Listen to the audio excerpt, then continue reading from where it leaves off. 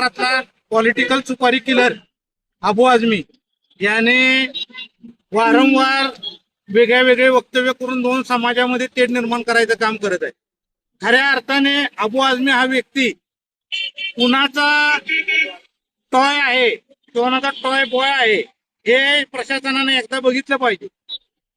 ज्यावेळी नमाजीच्या बाबतीमध्ये घटना घडतात त्यावेळी हा माणूस बिळात लपतो आणि महाराष्ट्राची सांस्कृतिक सामाजिक परंपरा असणारी वारी ज्यावेळी निघाली आहे त्या वारी त्या कार्यक्रमाला कुठेतरी हा व्यक्ती बरळतो असल्या काहीतरी. दोन समाजामध्ये मराठी मुसलमान समाज आणि महाराष्ट्रातला मराठी समाज हा एकत्र असून गेले कित्येक वर्ष संत तुकाराम महाराजांपासून अनगडशाह बाबांपासून संत मोहम्मद महाराजांपासून त्यानंतर आमच्या साताऱ्याचे अकबरबुवा कुशीकरांपासून ही समता समानतेची वारी गेले शेकडो वर्ष चालू आहे.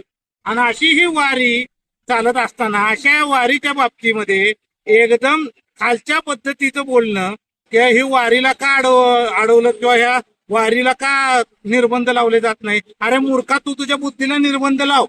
ही वारी हजारो वर्ष चालत आलेली वारी आहे आणि अशीच हजारो वर्ष पुढे चालली जाणार आहे.